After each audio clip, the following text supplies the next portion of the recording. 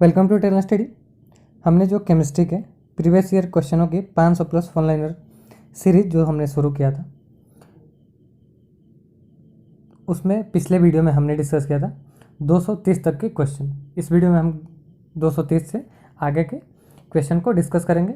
तो अभी तक आपने अगर उन पिछले क्वेश्चन को नहीं देखा है तो आप प्लेलिस्ट से जाइए और प्लेलिस्ट से सर्च करके उन वीडियो को देखिए, क्योंकि सभी प्रीवियस ईयर क्वेश्चन हैं तो आपको निश्चित ही लाभ होंगे। उसका लिंक डिस्क्रिप्शन बॉक्स में भी आपको मिल जाएगा। साथ ही साथ केमिस्ट्री के अलावा फिजिक्स और बायोलॉजी उन सभी के वीडियो या फिर वीडियो देखना ना भूलें, क्योंकि सभी प्रीवियस ईयर क्वेश्चन हैं तो आपको निश्चित ही लाभ होंगे। इसलिए मैं बार बार आपको दोहराता हूँ कि आप जाके देखिए। रिविजन पर्पज से है, प्रीवियस ईयर क्वेश्चन है तो बहुत ज़्यादा इंपॉर्टेंट बन जाते हैं। क्वेश्चन है 231 नंबर क्वेश्चन है। 230 तक हमने डिस्कस किया था पिछले वीडियो में, यह है 231। विद्युत द्वारा किसी पदार्थ पर किसी वांछित धातु की परत निक्षेपित करने की प्रक्रिया को क्या कहते हैं? तो यह किसको कहते हैं? विद्युत लेपन यानी कि इलेक्ट्रोप्लेटिंग। विद्युत द्वारा किसी पदार्थ पर किसी वांछित धातु की परत चढ़ाना यानी कि निपेक्षित करना, उसको विद्युत लेपन कहते हैं। ये किस लिए होता है? तो अभिक्रियाओं से बचाने के लिए, जैसे गैल्वेनाइजेशन होता है, हमने पढ़ा था ये सदलेपन गैल्वेनाइजेशन होता है। जिंक का कोटिंग होता है आयरन पे, किस लिए? तो जंग लगने से बचाने के लिए। इसी प्रकार ये होता है इलेक्ट्रोप्लेटिंग यानी कि विद्युत लेपन, एक प्रक्रिया है। तो ये डायरेक्ट एग्जाम में ऐसे ही डेफिनेशन पूछा जाता है। अगला है 232 नंबर क्वेश्चन। विद्युत तापी साधन के लिए तापी घटक बनने के लिए किस मिश्र धातु का प्रयोग किया जाता है? तो नाइक्रोम का प्रयोग किया जाता है, कॉमन चीज़ है। अगला है 233 नंबर क्वेश्चन। अजहस के ताप उपचार के प्रयोग को जिसमें गलाना और पकाना शामिल होते हैं उनको क्या कहते हैं? तो उनको कहते हैं पायरोमेटलर्जी। अब ये क्या है पायरोमेटलर्जी? पायरोमेटलर्जी है खनन धातु विज्ञान की एक शाखा है। ठीक है, इसको समझिए, खनन धातु विज्ञान की एक शाखा है। इसके अंतर्गत खनिजों और अयस्कों के ताप उपचार, जिसमें निसंतापन, गलाना और पकाना एवं परिशोधन सम्मिलित होते हैं। इनके द्वारा विभिन्न प्रकार के बहुमूल्य धातुओं को प्राप्त किया जाता है। इस प्रक्रम से प्राप्त धातु जैसे कि लोहा, जिंक, क्रोमियम, टिन और मैग्नीज आदि हैं। अगला है 234 नंबर क्वेश्चन। सोडियम की खोज किसने की थी? तो सोडियम की खोज की थी हम्फ्री डेवी ने। सोडियम पृथ्वी पर पाया जाने वाला छठवां प्रचुर मात्रा में उपलब्ध तत्व है। प्रयोगशाला में पूर्ण शुद्ध जो सोडियम होता है उसको सर हम्फ्री डेवी यानी कि 1807 में पृथक करके यानी पृथक्करण प्रक्रिया से इसको प्राप्त किया था हम्फ्री डेवी ने, पूरा नाम है। अगला है 235 नंबर क्वेश्चन। पेयजल में कॉपर का अधिकतम अनुमत सांद्रण कितना mgdl में होता है? तो 2.0 यानी 2 mgdl है पेयजल में कॉपर का अधिकतम अनुमत सांद्रण। ये जो है ये WHO की, वर्ल्ड हेल्थ ऑर्गेनाइजेशन की गाइडलाइन है फॉर ड्रिंकिंग वाटर क्वालिटी। उसका जो चौथा संस्करण रिलीज हुआ था 2011 में, उसी के अनुसार पेयजल में कॉपर का अधिकतम अनुमत सांद्रण 2.0 यानी कि 2 mgdl होता है। अगला है 236 नंबर क्वेश्चन। पीतल किसकी मौजूदगी में निरंतर रहने से वायु में रंगीन हो जाता है? तो है हाइड्रोजन सल्फाइड। इसकी मौजूदगी के कारण पीतल जो है वायु में रंगहीन हो जाता है। अब ये पीतल जो है जिंक और कॉपर नामक धातुओं के संगठन से बना होता है। हाइड्रोजन सल्फाइड की मौजूदगी में जिंक हाइड्रोजन से क्रिया करके भद्दे लाल रंग का जिंक हाइड्रोक्साइड बनाता है एवं कॉपर सल्फर से क्रिया करके काले रंग का कॉपर सल्फाइड बनाता है। परिणाम स्वरूप पीतल का रंग रंगीन हो जाता है। अगला है 237 नंबर क्वेश्चन। कौन सी धातु हथेली में पिघल जाती है? तो ये जो है गैलियम। गैलियम जो है प्रकृति में शुद्ध रूप से नहीं मिलता है, लेकिन इससे यौगिक बॉक्साइट और जस्ते के खनिज के अल्प मात्रा में पाया जाता है। इसका गलनांक लगभग 30 डिग्री सेल्सियस होता है, इसके आसपास। यह धातु हथेली पर रखने पर पिघल जाती है।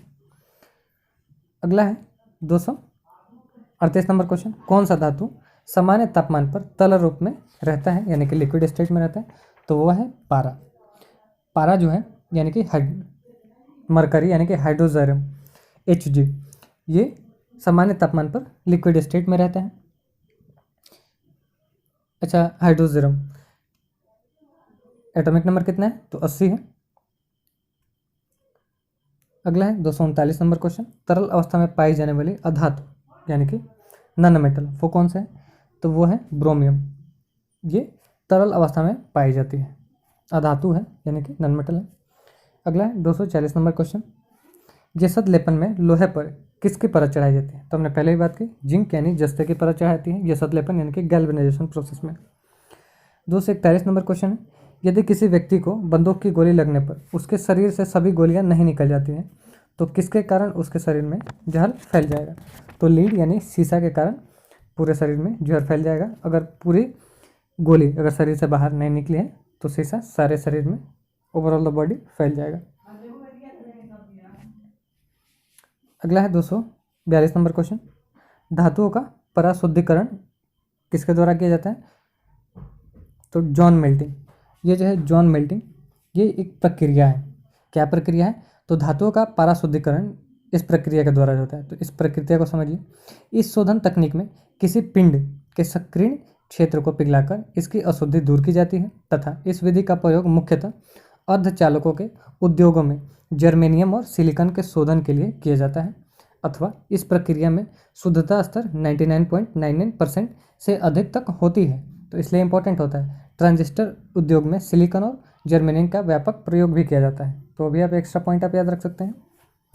अगला है 243 नंबर क्वेश्चन, वह तत्व जो प्रकृति में नहीं होता है लेकिन कृत्रिम रूप से उत्पन्न किया जा सकता है, वो कौन सा तत्व है? तो वह है रेडियम, जो कि नेचर में फ्री स्टेट में नहीं पाया जाता है। इसको हम लैब में डेवलप कर सकते हैं। अगर बात करें लैब में विकसित होने वाले पहले पदार्थ की, तो वो था यूरिया, लैब में विकसित किया गया था। अगला है 244 नंबर क्वेश्चन, लोहे का सबसे शुद्ध वाणिज्य रूप क्या होता है? तो पिटवा लोहा यानी कि रॉट आयरन। कौन कौन से लोहे के प्रकार होते हैं? तो 3 मैंने बताया, एक कास्ट यानी कि ढलवा, रॉट यानी कि पिटवा स्टील तीसरा है, और ढलवा में जो कार्बन का मात्रा होता है कास्ट आयरन में 2 से 4%। उसके बाद में रॉट यानी कि पिटवा में 0.1 से लेकर 0.2% तक, स्टील में 0.5 से 1.5% तक कार्बन की मात्रा होती है। तो ये भी एग्जाम में पूछे गए हैं। अगला है 245 नंबर क्वेश्चन, भूरा कोयला किसे कहा जाता है? तो भूरा कोयला कहा जाता है लिग्नाइट को। अब कोयले के 4 प्रकार कौन कौन? एंथ्रासाइट, बिटुमिनस, कोक और लिग्नाइट। तो कोयले की गुणवत्ता का निर्धारण उनमें निर्हित यानी कि उनमें मौजूद कार्बन के अनुपात पर निर्भर करता है, जो कि वनस्पति दबाव एवं ताप के कारण सबसे पहले पीट कोयला, जिसमें 40% से कम कार्बन होता है, उसका निर्माण होता है। क्रम वाइज मैं बता रहा हूँ। उसके उपरांत लिग्नाइट कोयला, उसमें 40 से 55% तक कार्बन होता है। बिटुमिनस में 55 से 80%। उसके बाद सर्वोच्च कोटि का कोयला एंथ्रासाइट होता है, जिसमें 80 से 95% तक कार्बन की मात्रा होती है। और लिग्नाइट को हम बोलते हैं भूरा कोयला। अगर बात करें सबसे उच्च कोटि की कोयले की, तो वह है एंथ्रासाइट, जिसमें कार्बन की मात्रा होती है 80 से 95%। तो अब आप समझ गए होंगे कि कार्बन की मात्रा ही कोयले को उत्कृष्ट यानी कि बेहतरीन बनाती है क्वालिटी की अगर बात करें। अगला है 246 नंबर क्वेश्चन, वो धातु कौन सी है जो अपने ऑक्साइड की परत से सुरक्षित हो जाती है? तो वो कौन सा है? तो वो है एल्यूमिनियम, यानी कि ये अपने ही खुद के ऑक्साइड के परत से ही सुरक्षित हो जाती है और से अभिक्रिया रिएक्शन नहीं करती। अगला है 247, पोर्टलैंड सीमेंट में जिप्सम मिलाने से क्या मदद मिलती है? तो सीमेंट को शीघ्र जमने से रोकने में यही क्वालिटी टेस्टिंग है सीमेंट की। जैसे कि अगर सीमेंट को आप खुले स्थान पे अगर कुछ देर के लिए रख लेते हैं तो क्या होता है, अगर ख़राब क्वालिटी का अगर सीमेंट है तो वो जल्दी सेट करके गट्ठा गट्ठा बना लेगा, यानी कि वो टुकड़ों में बढ़ जाएगा, सॉलिड फॉर्म ले लेगा। जो पाउडर होता है वो सॉलिड बन जाएगा अगर थोड़े देर के लिए अगर खुले स्थान पे रखते हैं तो ख़राब क्वालिटी का होगा।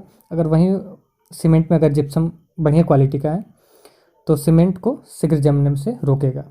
तो यही क्वालिटी टेस्टिंग है। तो सीमेंट में जो कि सिलिकॉन ऑक्साइड है, सीमेंट को हम शॉर्ट में जानते हैं सिलिकॉन ऑक्साइड, तो इसमें जिप्सम की मात्रा जो होती है वही सीमेंट को शीघ्र जमने से रोकती है। घर में प्रयोग होने से पहले, यानी कि बाद में नहीं, पहले, जैसे कंपनी में अगर बन के तैयार हो रहा है उसके बाद से लेके घर में यूज होने से पहले तक की ये प्रक्रिया को हम देख रहे हैं। अगर बात करें सीमेंट की खोज की, तो उसको किसने किया था? जोसेफ आस्पदिन ने सीमेंट को खोजा था। अब ये तो बात जिप्सम, कई बार एग्जाम में इसका केमिकल फार्मूले की से क्वेश्चन ही पूछ देते हैं। तो केमिकल फार्मूला है CaSO4.2H2O, जिप्सम केमिकल फार्मूला है, आप याद कर सकते हैं। अच्छा, सीमेंट की खोज कब हुई थी? तो 1824 में हुई थी, जोसेफ आस्पदिन ने की थी। इसका रंग जो है ब्रिटिश तट पर पोलैंड के द्वीप पर उत्खनित पत्थर के समान होने के कारण इसका नाम पोर्टलैंड सीमेंट रखा गया था। तो इसलिए मैंने क्वेश्चन में डाला है पोर्टलैंड सीमेंट। अगला है 249 नंबर क्वेश्चन, कास्ट स्पिरिट क्या होती है? ये जो कास्ट स्पिरिट होती है इसको हम बोलते हैं मेथनॉल या फिर मेथिल एल्कोहल, जिसका केमिकल फार्मूला होता है CH3OH। इसको ही कास्ट स्पिरिट बोलते हैं। अगला है 250 नंबर क्वेश्चन, अग्निशमन वस्त्र किससे बनाया जाता है? यानी कि जो फायर एक्सटिंग्विशर जो ड्रेसेज होते हैं जो फायरमैन पहन के जाते हैं आग बुझाने के क्रम में, तो ये किससे बनाए जाते हैं? तो एस्बेस्टस से बनाए जाते हैं। अगला है 251 नंबर क्वेश्चन, किसी औद्योगिक क्षेत्र में अम्लीय वर्षा किस गैस के कारण होती है? तो इस क्वेश्चन का जो राइट आंसर है वो है सल्फर डाइऑक्साइड। किसी औद्योगिक क्षेत्र में अम्लीय वर्षा सल्फर डाइऑक्साइड और नाइट्रोजन ऑक्साइड के उत्सर्जन के कारण होती है।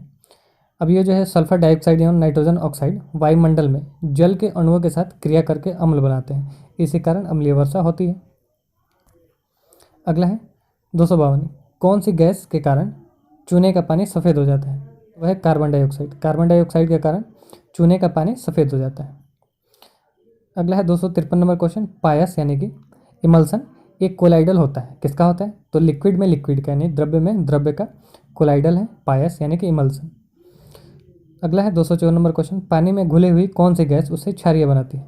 तो अमोनिया जो है पानी में ये अगर घुली हुई होती है तो पानी होता है उसका टेस्ट जो होता है क्षारीय। अगला है 255 नंबर क्वेश्चन, समुद्र में पानी से कौन सी धातु निकाली जाती है? तो मैग्नीशियम है, समुद्र के पानी से ये निकाली जाती है।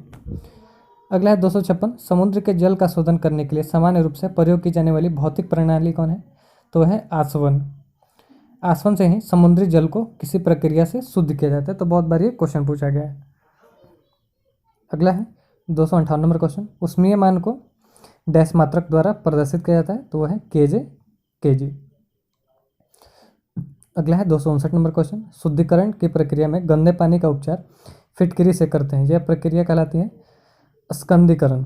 स्कंदीकरण इंग्लिश में अगर बात करें तो बोलते हैं इसको कोगुलेशन प्रोसेस। ये जो फिटकरी जिसको एलम बोलते हैं इंग्लिश में, ये गंदे जल में मिलने पर जल शोधन क्रम स्कंदन के द्वारा पानी को स्वच्छ करके हमें देता है। अगर बात करिए फिटकरी यानी कि एलम की साइंटिफिक नेम की, तो बहुत लंबा चौड़ा नाम है, बहुत बार एग्जाम में भी पूछा गया। तो उसको आप एक बार देख लीजिए, K2SO4.Al2 bracket SO4 bracket close 3.24H2O, K2SO4.Al2 SO4 3.24H2O, इसको बोलते हैं पोटेशियम एल्यूमिनियम सल्फेट, शॉर्ट में फिटकरी, इंग्लिश में एलम। अगला है 260 नंबर क्वेश्चन, 10 मोल जल का द्रव्यमान कितना होता है? तो 10 मोल जल का द्रव्यमान जो है वो है 180 ग्राम। कैसे निकालते हैं द्रव्यमान?